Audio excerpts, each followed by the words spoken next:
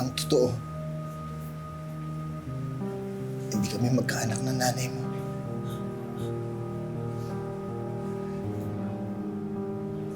Kahit anong gawin namin, hindi kami mabiyayaan ng batang ko kumpleto sa pamilya namin.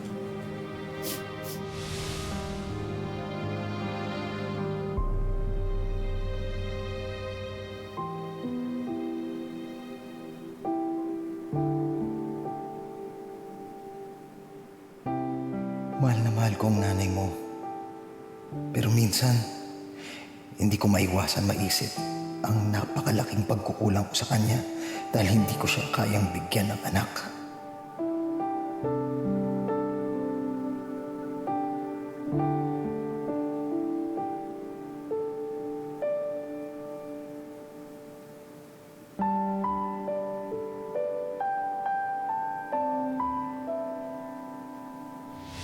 I'm sorry, Federico, Lydia. Pero sa sitwasyon ninyo ngayon, imposibleng magkaanak pa kayo.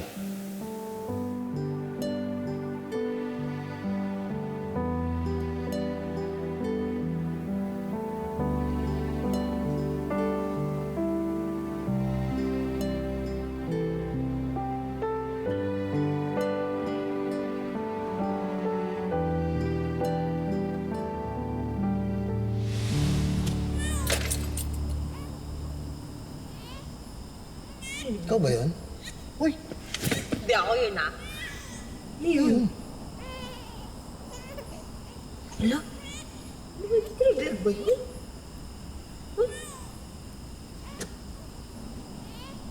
May gumagalaw doon sa likod. Ha? Uy, ano yun? Teka lang, teka lang.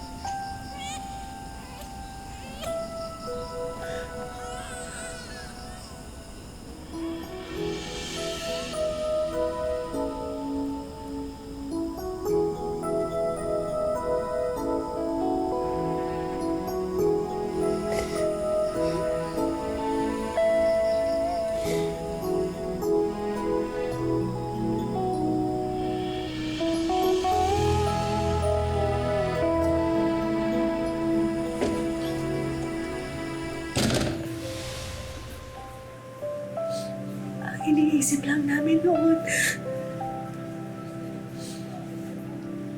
na ikaw yung sagot sa dalangin namin. Nahulog ka ng langit.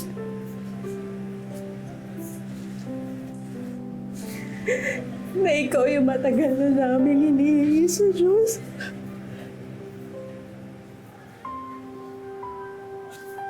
Nagpikit mata kami.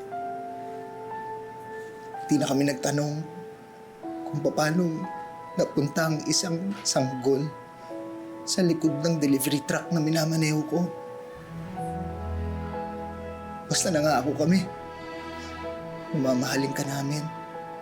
Mamahalin ka namin ng buong buo. Mahalin ka namin na parang tunay naming anak.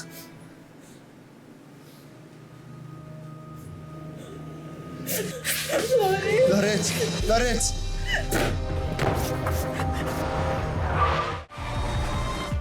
Hiro? Florence! Hiro?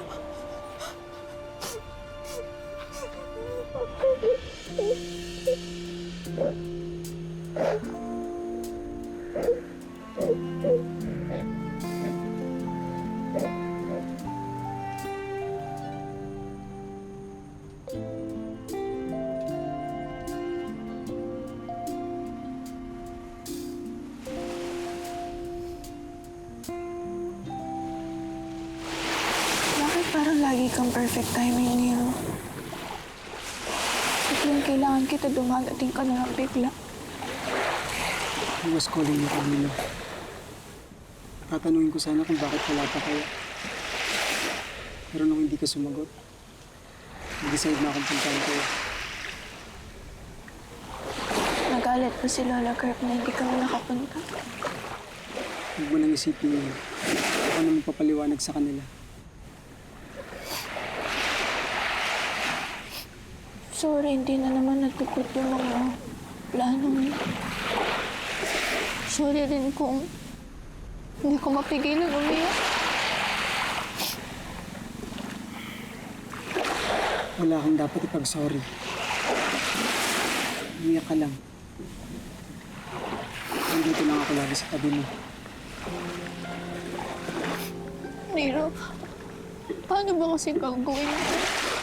Sa totoo lang, hindi ko alam anong gagawin ko. Hindi ko alam kung anong mararamdaman ko.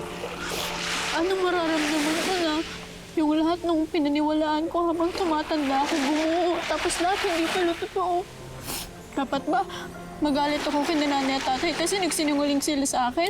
Florence. O dapat ba talikuran ko na lang sila tapos bumalik ako sa totoo kong pamilya? O sabihin ko na lang sa mga anero na tigilan nila ako. Huwag nila kaming guluhin. Pabayaan na lang nila ako.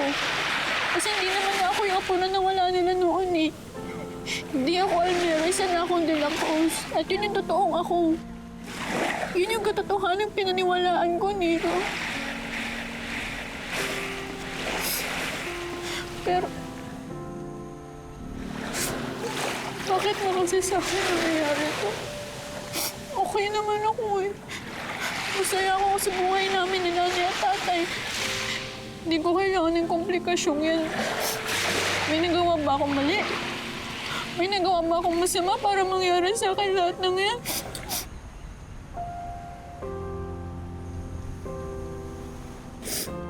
Florence, wala kang kasalanan. Bad things happen kahit sa mabubuting tao. Kung pwede lang, ibibigay ko sa iyo ang puso ko para ako na lang makaramdam ng lahat ng bigat o sakit na nararamdaman mo. Ako na lang.